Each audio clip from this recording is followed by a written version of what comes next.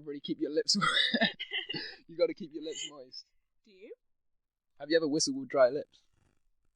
I just whistled with dry lips. Don't believe you. I don't believe you.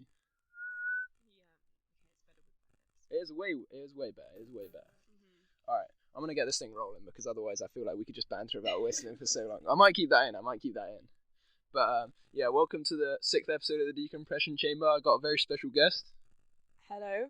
This is Svenja. I was gonna ask you to introduce yourself, but yeah. Anyway, I'm gonna be reading a quote from a book that Svenja lent me. The book's called Natives. Oh shit. Yeah, it's Natives. It's a book by Akala, who's like a rapper, but he's like also like a public intellectual. Like does lectures and like very well researched and good at writing guy. Yeah, Smart guy. And so the quote goes, despite much seeming and some very real progress, public discourse about racism is still as childish and supine as it ever was. Where we do discuss race in public, we have been trained to see racism, if we see it at all, as an issue of interpersonal morality. Good people are not racist, only bad people are. This neat binary is a great way of avoiding any real discussion at all. But without the structural violence of unequal treatment before the law and in education, and a history of racial exploitation by states, simple acts of personal prejudice would have significantly less meaning. In short, we are trained to recognize the kinds of racism that tend to be engaged in by poorer people. Thus, even the most pro-empire of historians would probably admit that some... Oh, shit, I'm going into a way deeper quote. I think I'm just going to cut it off there. Yeah, so roll the intro. Like into me, no doubt that I'll never be without my damn brain. Closed mouth, I'm clever and I know my damn shame. No cloud to the better, no one know my damn name. No bow, that shit what I guess we about to cascade. So what in God's name I'm doing? Viewing all the niggas chilling in the court lane. But, yeah, I'm quite interested by that quote because I think this book, what it did is it made me challenge my view in a lot of sense in terms of how I view racism. And like, for example, what it does well is it kind of weaves in elements of history and class and like, you know, race into like a more personal account, I guess. Yeah, he explains it really well. Like, all of it's very personal. Yeah. And it's all really well explained. And like each chapter, I like how each chapter is like divided into its own separate issue, but there's like an overflowing... an overarching narrative. Yeah, and I think it does a good combination of like facts and like kind of grounds it in reality and like observable statistical knowledge, but also using his perspective growing up from his position, like as a minority, but also being like quote unquote mixed race, and then also like having certain benefits of like education and like certain support in certain ways. Yeah, definitely. He's very aware. Yeah, and I guess it's one of those things where, obviously, like, from my position of privilege, it's just kind of like, you have certain, like, things that you know, or, like, you just have those set assumptions, but until you're confronted with the reality of it, it's like, it becomes a lot more like, oh, shit, this is the situation, you know? Yeah, no, definitely. You can be so blind, I think, to so many things, even if, like, you don't want to be. Yeah. It's the kind of thing where, like, you know, you would never know what it's like to be a black person unless you're a black person, and you would never know what it's like to be a woman unless you're a woman. It's, like, the same for everything. But then, like, having a book that's, like, so, like, personally written almost is really useful because I think it just gives you insight that you wouldn't get if it was a book full of facts. Yeah, exactly. And I think, as well, it makes it so, what it does as well at the start of the book, which, you know, you kind of hinted at, is, like, it kind of confronts a lot of the general, like, blunt, not very well-informed, like, defenses against, like, criticisms of racism, where it's kind of like, I'm going to address all these kind of dumb like ways that you're going to try and shut me down. I'll give them the light of day just so it's not like I'm dismissing them, but just so we can move past that and I can talk about what I want to talk about. Yeah, and that's also useful because like, you know, when like you're trying to discuss something with someone and they just hit you with like something that like completely counters your argument, but it's so dumb that it almost completely throws you off. Yeah. You know, people are like, oh no, just racism doesn't exist. And it's like, you don't even know where to start sometimes with like, I don't know. Can we get one up? Yeah, sure. And like, well, I guess I understand that thing where it's like, by somebody changing the terms of the debate, it's like we're not even able to address the problem I wanted to kind of address here. Yeah, you never really get down to like the core of the issue. You found one that you think is worth hitting?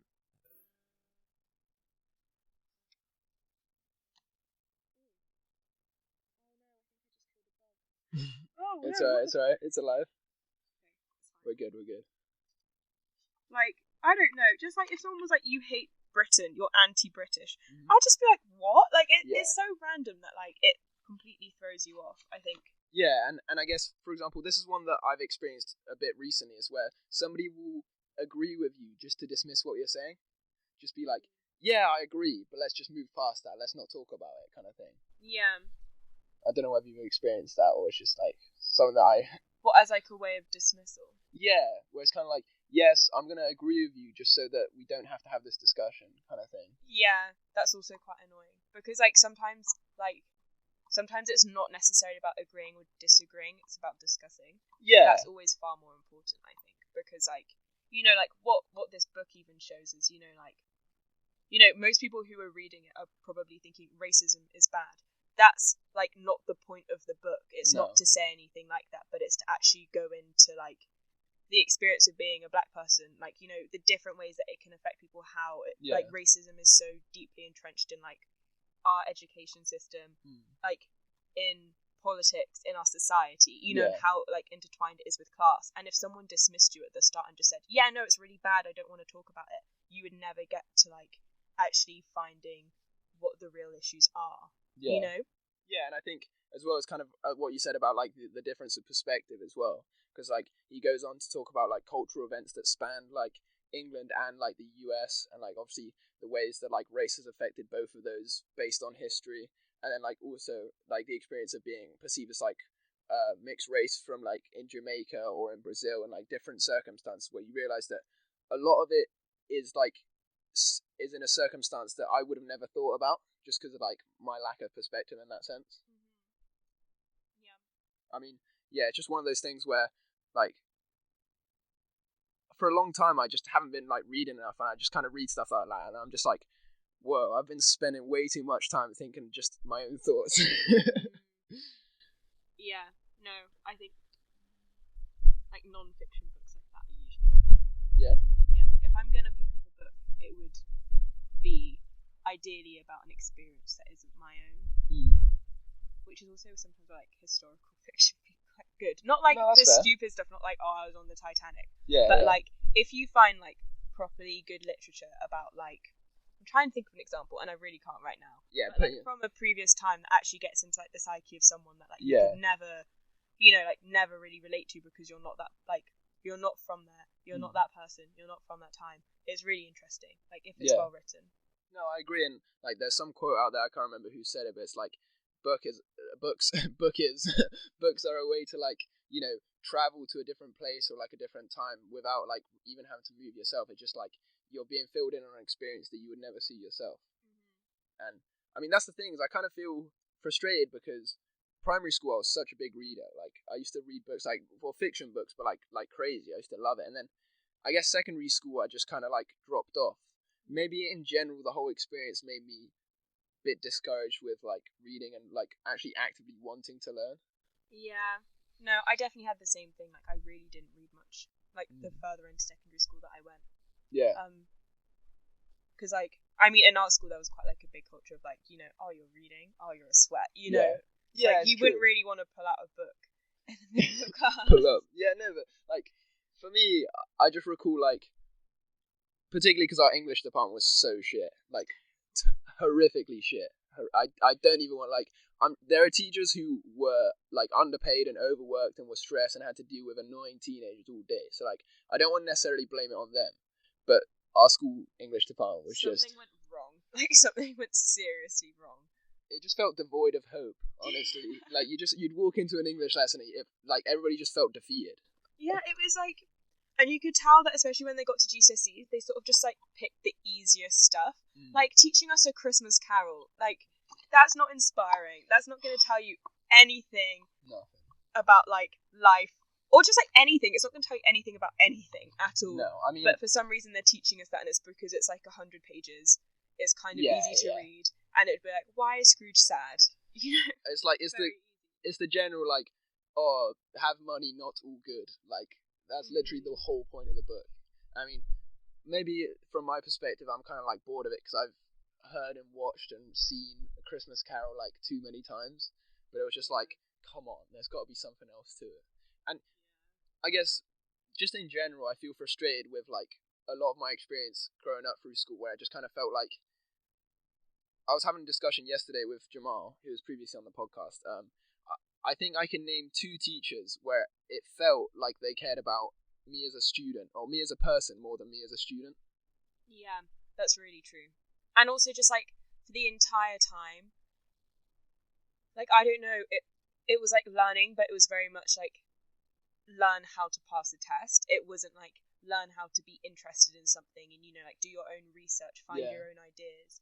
And like then I think, I don't know, did you find it weird going to uni where all of a sudden it's like this is so independent, and like I guess that your degree is probably the same as mine, where like, you know, there's not like a list of facts that you need to learn, or like you know, like a checkbox of things that you can do which you can memorize before walk into an exam and complete to do well. Like you actually have to develop your own thoughts and ideas, and we didn't ever do that in any of our lessons. Like even in A levels, it just, I mean, you did quite sciencey ones, right? Yeah, I mean, I think the one that was most valuable to me was GPR, General Perspectives, Global Perspectives and Research, because it was the only one where, as you said, I was actually like, I'm going to just write about what I like, I'm going to just read stuff online and just kind of put it together in an essay. The rest of it was literally, as you said, just like, here's the AO1, here's the assessment objectives, and until you just learn and repeat them, that's all you're good for.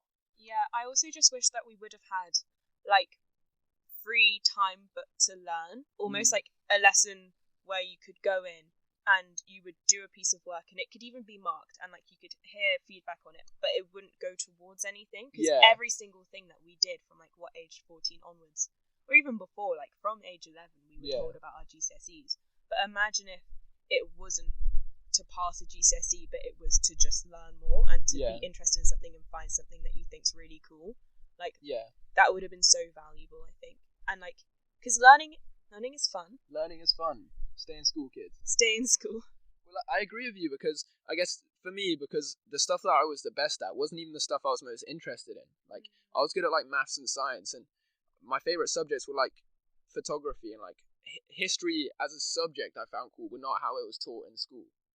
And I guess similarly with English, like I liked reading, I liked writing, creative stuff like that was always cool to me, but they just looked at me and just looked at what my top grades were, and they're like, oh, just do more of this then. Yeah. No, definitely. And also, like, so much of it was uninspiring. I feel like English could have been so good. Yeah, it should have been the best. It should have been the best, but it was terrible, like, from the start. I think, I don't know, if you were to speak to somebody who's, like, more experienced in, like, the whole structure of education, I'm sure they'd say that the curriculum is to blame. It's like, how can you reduce something that's so, like, based on subjective experience and, like, individual taste into, like, a weird, across-the-country standardized test? No, 100%. And also because like the whole point of books is to like interpret it and to discuss it and see what themes there are underneath it, and not be like told what the themes are, and not like, and like none of it's ever that prescriptive, you know. It would be like, oh, war and power, they're sad because war, you know, like it's never quite to do with that. And like if they would have sat us down and even gotten up first, like let us discuss it for an hour, and at first no one would have probably said anything. But if you would have like annoyed the right people enough to say something, you could have actually like developed your own thoughts about it. Yeah. Like in some ways, I think I was quite lucky with my GCSE English teacher, because like the class was just a bit of a mess, and it got to the point where I basically just had to like invent all of my own points about it. But I think it meant that I knew it better, because I wasn't just sort of like told what to write and then wrote it. It was like, I'm gonna analyze this myself. Yeah, and I understand what you mean as well, because it would never be like the exam board specifically sets these are the themes, but it was just easier for the teachers, I guess, or the way the school taught it, to just be like, we're just going to tell you how to interpret this, and you're going to interpret this from this perspective. And even, for example, the fact that it was like, these are the only things you can study. There's 2 books and all these poems. You don't get to choose. It's just like, imagine going to a library and like they only let you pick, like, you're allowed only these 3 books. Yeah. It'd be so shit. Like, that's what's so good about like the whole thing about learning and like stuff in general. Like, I'm sure you could find on YouTube like a history video or something that'd be so much more interesting than what the way we were taught in school. Just because like it's a subject that you like, it might be a certain like type of engagement where it like brings you into it a bit more. It's just like, I don't know. I guess I just look back and I feel lucky enough that we had like a good education, but I'm just like, could have been so much more. Yeah, it definitely could have. And like, yeah, none of this has been said in like the fact, I don't know. We both know that it's not a shit school. Like realistically, it's probably one of the best state comprehensives that you could get. But like comparing that as well then to my friends who went to private schools, have you ever like spoken to them about like? Not really. So like a lot of my friends did. They did IB, and that was so different for A levels because they do like 5 subjects, and like one of my friends did English, and they got to choose the book, and like they got to like sit down and properly discuss it, and like all of them had like, I think you have to like do your own essay on something that you're interested in, but everyone has to do it, and like it sounds really stressful because they basically do like 5 A levels, but it seems like there's so much more freedom in it, and like it's because like by the age that you're 16, like you're old enough that it shouldn't just be about learning a list of facts. Yeah, big time.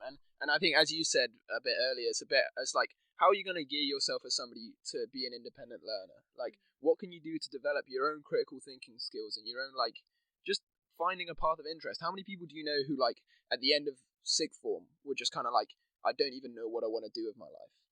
And I'm not saying, like, everybody should be able to answer that question, but I'm like, isn't some part of the educational experience to be like, we've given you so much breadth and so much scope of the world that there's something that you're interested in, there's something that you're passionate about. I know so many people where there was nothing they were passionate about. Yeah, definitely. And like it sort of came down to you as an individual finding out what you're passionate about. And so like, you know, we were lucky that I think like at least for me I had like a family that would really like push me to be passionate about stuff. You know, like I said, if I said that I wanted to learn about this, they'd say, oh, pick out a book, let's get you a book. Like my dad would always watch documentaries or films with me at home, you know, and then that's how you become passionate over something. But like if there's like someone who comes from a family where they don't have the time to do that, like then they don't have the equal opportunity to find something that they're interested in. Like ideally the state education system should be like facilitating that, but it really doesn't. And it kind of loops into the whole conversation we were having at the start, where it's like, in a system where it's like, you know, the funding is spread so thin and like the teachers have to teach like 30 people in a class, there isn't that ability to treat you at an individual level. Yeah, no, definitely. Like what we're saying, like everything we've said isn't a criticism of the school or the teachers, because there's literally, I don't think there's any other way that they could have done it. When you look at it with like the amount of funding they had, the amount of students that they had, they did the best with what they had. I mean, apart from like the fact that some teachers were really shit. But happens in every school. It happens in every school. There are always a few bad eggs. But I think we'll both agree in the sense that it's an overall, like, if you look at education as a system, particularly from that part of the experience, it's just kind of like, it almost feels like you're just another brick in the wall. Just kind of like, I remember so many parents' evenings where they just like, they wouldn't even talk about like what I was like in the class or how they thought I developed as a person throughout the year. They'd literally just be like, all right, so you're on a 5B and we want to get you to a 6A or something like that. And it's just like, is that all you care about? Like, that's what they're made to care about, because that's what their job relies on. Yeah, no, definitely. Like it is a systemic issue. Like, you know, teachers are sort of told, or like, in the current system, the aim of a teacher is to get you to get a certain grade, and not actually to like grow as a learner and grow like in your thoughts and like because also a huge part of it is growing confidence in your thoughts. And then a huge issue with it is that because everything is so focused on grades, the people who have like the least confidence just carry on not having confidence because they're just constantly told that they're not getting the grades that they should. When if someone sat down with them and asked them like, what are you interested in, like, why don't you see it from this angle, why don't you read a book on that, you know, and like the curriculum was widened so that you could follow that, those people would probably do so much better. Because like I know for a fact that whenever I haven't felt confident in something that I'm learning, I've done so much worse, and like it's taken me a while to pick myself back up. And that's like me getting, because I was always really harsh on myself, like a 5B instead of a 5A. So I can't imagine what it would be like to, you know, be 2 whole grades below it, you know. And because that's like the only like standard measure of success, it's kind of like when you see that you're like underachieving, quote unquote, in those sense, it's just like a lot of people are made to ascribe their self-worth to that number, to that grade, when it's like that's not representative of who you are, how passionate you can be, like how well thought out you can think. It's just whether you tick the right boxes on the right day. And I guess something that, like, well, from our perspective, we see a lot of systems that have issues and lots of, like, overarching structures that have huge problems. And it's, like, it's so disconcerting to try and, like, think about systemic change on an individual level. Yeah, but it does have such huge impacts. You know, like, the education system that we have has failed so many people as an individual, but the only way to treat it is to see it as a system as a whole, and like not take one person out and give them like tutoring to like do better in that one exam, because that's not going to solve it. You know, you're not actually getting to the bottom of the issue. No, not at all. And we've been going for a while now, so I think I'll probably cut it off there. But just with a final thought, I'll just say, like, it's just interesting from our perspective to be like, how can I be part of meaningful systemic change when I'm just one person? You don't have to respond to that. That's something I was thinking about. So, I think what you have to do is take responsibility for your part in a system. Yeah. And in a structure, because structures and systems are made up of people. You know, institutions are run by people. Yeah. And there's this one thing that I read once, and it was really like an eye opener for me, and it was sort of saying that, like, if you belong to a state and that state does something bad, you are not to blame for that bad action because you didn't directly cause it, but you are acting within a system that supported that. Yeah. And your voice does really matter, and you have to do whatever you can to, like, not, you know, to, like, almost like offload that response, or like, is it resist maybe, or oppose, or I guess it'd be upholding your responsibility, like upholding your responsibility to, like, have a fair system and to make sure that things are going well. So, like, it is, like, I think especially, like, in how we live now, where, like, power is so, it's so centralized, but it's also so diffuse. Yeah. It's really easy to feel so powerless, but, like, in so many things, the individual does hold a lot more power than you think. And, like, think about how many people, like, not necessarily people that we know, but, like, how many people that are in the world who saw an issue and they spoke up about it, and then they became, like, they changed the world with their actions. Like, and so many people our age, like, even, like, people like Malala or Greta Thunberg, like, they were just ordinary people who said, I don't like how things are going, and they did something about it, you know? And, like, it can be really overwhelming to do. I guess it's one of those things where you have to, like, not only have one of those strong, like, core beliefs, but you have to have the courage to step up and speak about it. Yeah, and, like, not everyone can, and also not everyone has the time, the energy, the space to do it, you know?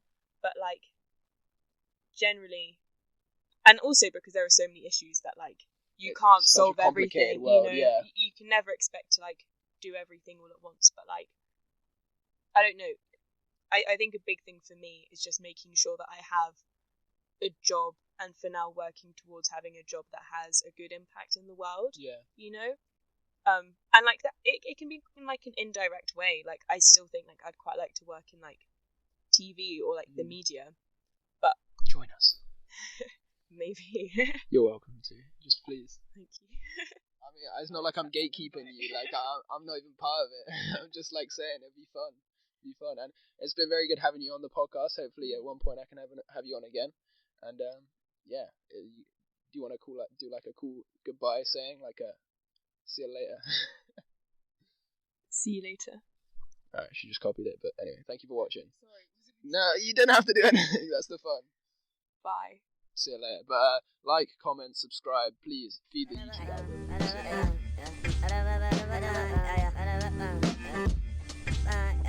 Wanted to meet and my steamer is broke. Fuck the oblique turn peak of the soul. Peace never know what's about to occur, but my zen getting rolled at a turn of your words. Wanted to meet and my steamer is broke. Fuck the oblique turn peak of the soul. Peace never know what's about to occur, but my zen getting rolled at some little words. Or margin hot stop and duck knock and rust stopping for cigarettes.